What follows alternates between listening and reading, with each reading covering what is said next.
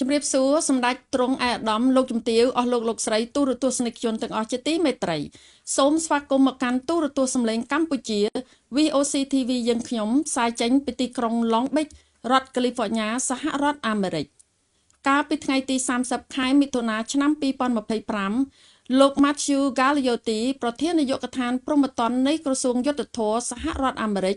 បានធ្វើសេចក្តីថ្លែងការណ៍អំពីការចាប់ខ្លួនជនលួចលុយតាមការថ្លែងបន្លំផ្នែកថែទាំសុខភាពដ៏ធំបំផុតចំនួន324នាក់និងមានឈ្មោះក្នុងបញ្ជីអក្រិតជននិងអង្គការផ្សេងទៀតនិងសមាជិកសំខាន់នៃអង្គការទាំងនោះត្រូវបានចាប់ខ្លួននៅឯអាកាសយានដ្ឋានសហរដ្ឋអាមេរិកនិងព្រំដែន US Mexico និងកាត់ផ្តាច់ការកិច្ចខ្លួនរបស់ពួកអក្រិតជនឆ្លងដែនទាំងនោះដែលបានលួចលុយតាមការក្លែងបន្លំចេញវិក័យប័ត្រคล้ายៗប្រើប្រាស់កម្មវិធីថែទាំសុខភាពសហរដ្ឋអាមេរិកក្រសួងយុទ្ធភ័ពសហរដ្ឋអាមេរិកបានរកឃើញការបាត់បង់ប្រាក់ចំនួន $14.6 ពាន់លានដែលជាថវិកាពន្ធដាររបស់ប្រជាពលរដ្ឋអាមេរិកសម្រាប់ប្រព័ន្ធថែទាំសុខភាពរបស់រដ្ឋ Medical, Medicare, Medicaid និងការធានារ៉ាប់រងសុខភាពឯកជនផងដែរអក្រិតជនទាំងនេះបានលួចលុយតាមការក្លែងបន្លំចេញវិក័យប័ត្រคล้ายៗពីក្រុមហ៊ុនថែទាំសុខភាពពីវេជ្ជបណ្ឌិតអ្នកថែទាំសុខភាពតាមផ្ទះក្រុមហ៊ុនលក់ឱសថដ្ឋាន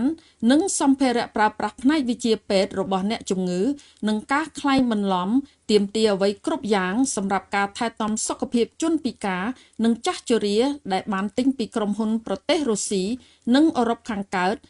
និងក្រុមហ៊ុនផ្គត់ផ្គង់វេជ្ជសាស្ត្ររាប់សិបកន្លែងទៀតក្នុងនោះផងដែរកិញ្ចស៊ើបអង្កេតបានចាប់ខ្លួនអ្នកជំនាញ74នាក់ផ្នែកវិទ្យាសាស្ត្របានចេញវេជ្ជបញ្ជាថ្នាំអាភៀនតាមបណ្ដាញឱសថដ្ឋានទាំងនេះនិងអ្នកចែកចាយគ្រឿងញៀនដែលបានបំផ្លិចបំផ្លាញសហគមន៍អាមេរិកជាច្រើនមកហើយទាំងនេះមិនមែនជាការថែទាំសុខភាពទេ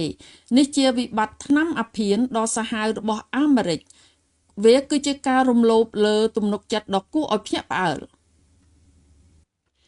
លោក Matthew បានមានប្រសាសន៍ថាក្រោមការដឹកនាំរបស់គាត់គឺមានដៃគូសហការគ្នាជាមួយមជ្ឈមណ្ឌលសុខភាពនិងសេវា Medicare និង Medicaid ការិយាល័យសហព័ន្ធស៊ើបអង្កេតរដ្ឋបាលអនុវត្តគ្រឿងញៀនការិយាល័យអនុវត្តច្បាប់ក្នុងស្រុករាប់សិបនាក់នៅតាមសហគមន៍និងអាជ្ញាធរមូលដ្ឋាននៅសហរដ្ឋអាមេរិករដ្ឋបាលប្រធានាធិបតីត្រមមិនលេងសើចទេសូមបងប្អូនខ្មែរដែលរស់នៅសហរដ្ឋអាមេរិកមេត្តាប្រុងប្រយ័ត្នផងកុំឲ្យជួបបញ្ហានេះសូមអរគុណទូរទស្សនិកជនទាំងអស់ដែលកំពុងតាមដានទស្សនាទូរទស្សន៍សម្លេងកម្ពុជា VOC TV យើងខ្ញុំផ្សាយចេញពីទីក្រុង Long Beach រដ្ឋ California សហរដ្ឋអាមេរិកសូមជួយចុច like follow និង share ម្នាក់មួយផងដើម្បីទទួលបាននូវព័ត៌មានថ្មីជម្រាបលាជួបគ្នាវេលាក្រោយទៀត